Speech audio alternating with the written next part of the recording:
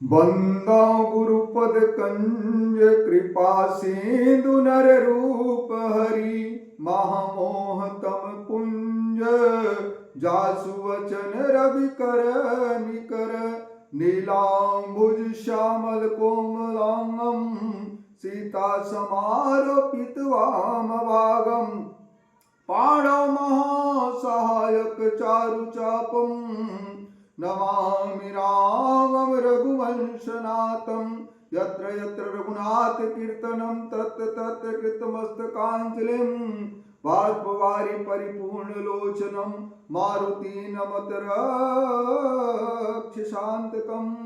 बोलिए श्री सीताराम महाराज की जय। परम आराध्य भगवान श्री सीताराम जी एवं श्रोताओं में अग्रगण्य हनुमान जी महाराज के पावन चरण कमल में प्रणाम निवेदित करते हुए आइए रामचरितमानस के प्रथम सोपान बालकांड के प्रथम दोहा जथा सुअंजन अंजि दृग साधक सिद्ध सुजान कौतुक देखत शैल बन भूतल भूरि निधान। इस दोहे का सरल अर्थ है कि सिद्ध अंजन को नेत्र में लगाकर साधक सिद्ध और सुजान जन पर्वत में छिपे हुए, वनों में छिपे हुए, पृथ्वी के अंदर छिपे हुए रत्न को सहजता से देख लेते हैं। आइए इस दोहे का सार चिंतन करें। इस दोहे के माध्यम से और चौपाई के माध्यम से गोस्वामी तुलसीदास जी महाराज गुरु के वचन की महिमा, गुरु के चरण कमल की महिमा और गुरु के चरण रज की महिमा का बखान कर रहे हैं। बंदा गुरुपद कंज कृपा सिंधु नर रूप हरि महामोह तम पुंज जासु वचन रवि कर निकर। वचन की महिमा। बंदा गुरुपद पद्म परागा सुरचि सुवास सरस अनुरागा अमी मूरी में चूरन चारु समन सकल भव रुज परिवारु। इसमें गुरु के चरण कमल की महिमा। गुरुपद रज ब्रज मंजुल अंजन नयन अमी दृग दोष विभंजन। इसमें जो है गुरु जी के चरण रज की महिमा का बखान गोस्वामी तुलसीदास जी महाराज के द्वारा किया जा रहा है। गुरु महाराज जी के चरण रज बड़ा कोमल और सुंदर होता है और इसे यदि नेत्र में अंजन के रूप में अर्थात सुरमा के रूप में यदि हम इस्तेमाल करें तो हमारे नेत्र के जो दोष हैं, वो नेत्र के जो दोष हैं वो दूर हो जाते हैं। ये तो रहा हमारे भौतिक नेत्र जिसे हम संसार को देखते हैं। संसार को देखने का जो नेत्र होता है उसमें यदि कोई दोष आ जाता है, नेत्र तो है, नेत्र नहीं है ऐसी बात नहीं है, नेत्र तो है, पर इन नेत्रों में रोग के कारण दिखाई देना बंद हो गया है, दोष आ गया इस नेत्र में। तब हम गुरु जी के चरण रज को अंजन के रूप में इस्तेमाल करते हैं जिसे हमारे नेत्र के दोष दूर हो जाते हैं और साफ साफ हमें दिखाई देना प्रारंभ हो जाता है। यह तो हमारे संसार को देखने वाले भौतिक नेत्र का बात है, लेकिन हमें यदि हमारे अंतःकरण को देखना हो तब हमें उस नेत्र की आवश्यकता होती है। कौन सी नेत्र? जिसे गोस्वामी तुलसीदास जी महाराज ने कहा कि मरमी सज्जन सुमति कुदारी ज्ञान विराग नयन उर्गारी। तो हमारे अंतःकरण को यदि हमें देखना हो तो उसके लिए हमें ज्ञान और वैराग्य रूपी नेत्र चाहिए। ज्ञान वैराग्य रूपी नेत्र के सहारे से ही हम अपने भीतर को, अपने अंतःकरण को देख सकते हैं, अंतःकरण में हम झांक सकते हैं। लेकिन इसी ज्ञान और वैराग्य रूपी नेत्र में यदि कोई दोष आ जाए तो ज्ञान और वैराग्य रूपी नेत्र में क्या क्या दोष हो जाते हैं? तो ज्ञान रूपी नेत्र में द्वेष रूपी मोतियाबिंद हो गया है और वैराग्य रूपी नेत्र में राग रूपी मोतियाबिंद हो गया है, और इसीलिए हमारे अंतःकरण में छिपे हुए अपने निज स्वरूप को हम देख नहीं पाते। संसार क्या है, जीव क्या है और जीवात्मा क्या है, परमात्मा क्या है, ये हम जान नहीं पाते। अपना स्वरूप का बोध हम नहीं कर पाते। किस कारण? क्योंकि हमारे जो है ज्ञान रूपी नेत्र और वैराग्य रूपी नेत्र में मोतियाबिंद आ गया है। नीरे रहे सूझत नहीं लानत ऐसी जिंद, तुलसिया संसार को भयो मोतिया बिंद।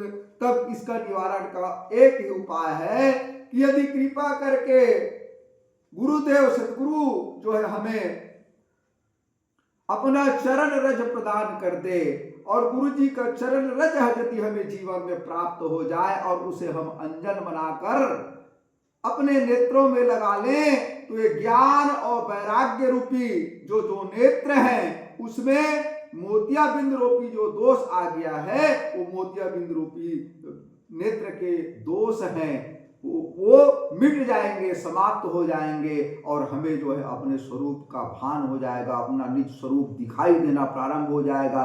तब हमें संसार की माया, संसार का मोह, जीवात्मा क्या है और परमात्मा क्या है, ये हमें साफ साफ दिखाई देना प्रारंभ हो जाएगा।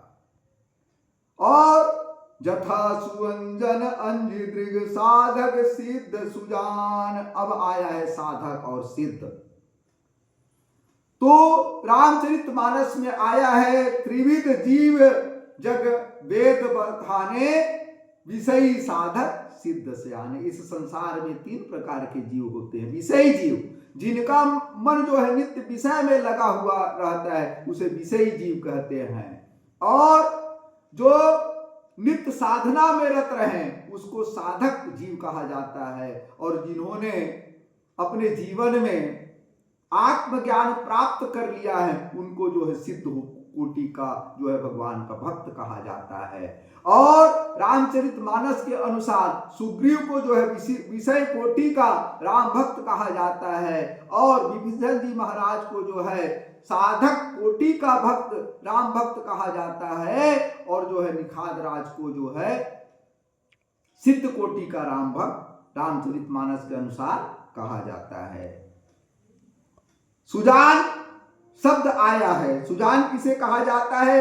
तो सुजान के लिए रामचरितमानस के अनुसार भगवान भोलेनाथ जी के लिए सुजान शब्द आया है, भगवान श्री राम जी के लिए सुजान शब्द आया है, अंगद नल नील हनुमान जी के लिए सुजान शब्द आया है, और भरद्वाज मुनि के लिए सुजान शब्द आया है। तो अलग अलग संदर्भ में अलग अलग व्यक्तियों के लिए सुजान शब्द आया। जैसे भगवान भोलेनाथ के लिए आया है, अति विचित्र रघुपति चरित जानहि परम सुजान, जे मति बंद विमोह बस हृदय धरई कछुआन, हरि इच्छा भावी बलवाना, हृदय विचारत शंभु सुजाना। जब लाख समझाने के बाद भी मां सती को राम जी के ऊपर विश्वास नहीं हुआ और परीक्षा लेने के लिए वो तैयार हो जाती है। मोरे संशय कहीं न जाई, विधि विपरीत भलाई नाही। मेरे इतने समझाने के बाद भी तुम्हारी मन की जो है शंका समाप्त नहीं हो रहा है, तो मुझे तो ऐसा लगता है कि विधाता तुम्हारी विपरीत हो गया है। जो तुमरे मन अति संदेहु तो किन जाहि परीक्षा लेहु। इतना समझाने के बाद यदि तुम्हारे मन का संदेह जा नहीं रहा तो जाओ जाकर परीक्षा ले लो। और भगवान शिव के कहने पर सती जो है परीक्षा लेने के लिए तैयार हो जाती है। तब भगवान शिव समझ जाते हैं कि हरि इच्छा भावी बलवाना। भावी तो बलवान है, लेकिन भावी के बलवान होने में कौन सहायता कर रहा है? तो हरि इच्छा, भगवान की इच्छा भी इसमें। भगवान कोई है वही जो राम रचि राखा, को करी तर्क बढ़ावे शाखा। भगवान की इच्छा इसमें शामिल है, तो वही होगा जो भगवान चाहेंगे। तो ऐसे व्यक्ति को सुजान कहा गया जो समय के अनुसार बात को समझ ले, वही समझदार, उसी को सुजान अर्थात समझदार कहा जाता है। और ज्यादा तर्क वितर्क करके जो है अपने बुद्धि को खराब करना ठीक नहीं है। इसलिए वो भावी को, होनी को भगवान की इच्छा समझ करके जो व्यक्ति स्वीकार कर ले, उसी को जो है सुजान कहा जाता है। और ऐसा सुजान आज भगवान शंकर जी आज यहाँ पर जो है दिखाई दे रहे हैं इस प्रकार। और सुजान शब्द भगवान शिव के लिए उस समय भी कहा गया, कब? मन थिर करी तब शंभु सुजाना, करे लगे करन रघुनायक ध्याना। इस प्रकार भगवान शिव जी जो है भगवान का स्मरण जो है करने लग गए। और उस समय भी सुजान शब्द भगवान शिव के लिए आया है, कब? जब देवता स्तुति करने के लिए आए भगवान का। कब? जब भगवान ने रावण का वध कर दिया, तब रावण को जो है रावण वध के पश्चात सब देवता भगवान की स्तुति करने के लिए आए। उस समय जब देवता चले गए, आयाने जब चले गए, तब सयाने भगवान शिव आए। और शिव आकर के उस समय लिखा वो दोहे के रूप में, सुमन बरसी सब सुर चले, चढ़ी चढ़ी रुचिर अभिमान, देखी सुअवसर प्रभु पही, आयहु शंभु सुजान। इस समय भगवान शिव को सुजान कहा गया। क्यों सुजान कहा गया? आया और आकर के जो है त्राहि माम प्रभु, त्राहि माम प्रभु, रक्षा करो मेरी, रक्षा करो। इस प्रकार जो है भगवान से याचना करने लगे।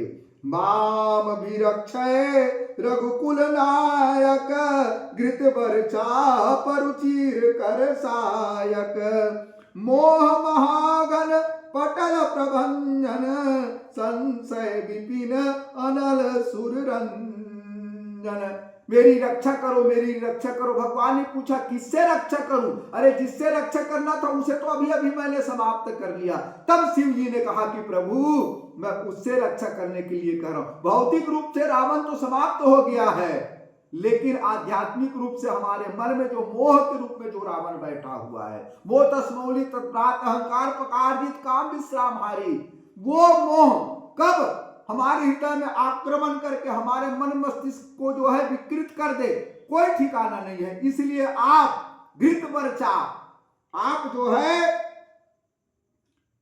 धनुष और बाण लेकर के हमारे हृदय में विराजमान रहिए और हृदय में विराजमान रह करके हमारे नित्य जो है रक्षा करें। हमें इतना सामर्थ्य नहीं है कि इन दुर्गुणों से लड़ सके और लड़कर जीत सकते। आपकी कृपा जब तक हम पर नहीं होगा तब तक जो है हम दुर्गुणों से जो है दुराचारियों से जो है कभी लड़ नहीं पाएंगे।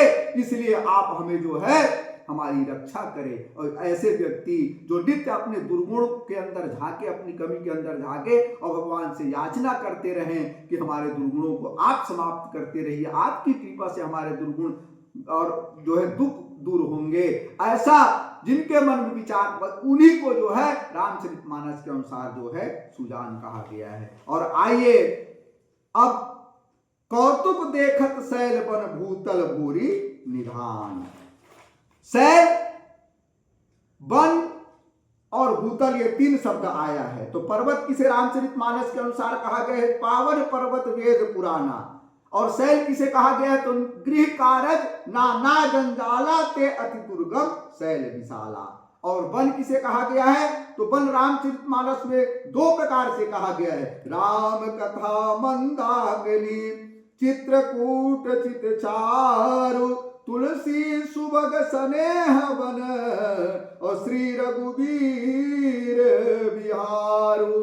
ये राम कथा मंदाकिनी नदी है और ये चित्त ही चित्रकूट है। और इस चित्र रूपी चित्रकूट में जो है स्नेह का वन यदि लग जाए, प्रेम का वन यदि लगा दे तो प्रेम चित्त को चित्रकूट बना ले, राम कथा को मंदाकिनी नदी मान ले और स्नेह का वन यदि लगा दे तो इसमें भगवान श्री सीताराम जी इसमें प्रेम पूर्वक विहार करेंगे, बुलाना नहीं पड़ेगा, स्वयं आ जाएंगे। क्योंकि चित्रकूट वाले अयोध्या राम जी को बुलाने नहीं गए थे, भगवान स्वयं आए थे। तो हम भी यदि स्नेह का वन लगाएं तो निश्चित रूप से भगवान का आगमन हमारे जीवन में भी होगा। और एक कहा है कि संशय विपिन अनल सुर रंजन कहा गया है। विपिन अर्थात वन, ये संशय रूपी वन, और ये संशय रूपी वन कब हमारे जीवन में समाप्त होंगे? जब सदगुरु के चरण रज को हम अपने अंजन में लगाएंगे तो ये संसार के जितने भी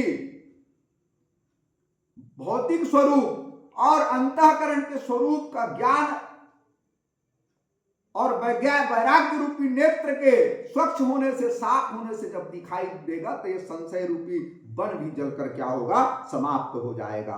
और भूमि किसे कहा गया है? सुमति भूमि थल हृदय अगाधु, वेद पुराण उदधि घन साधु।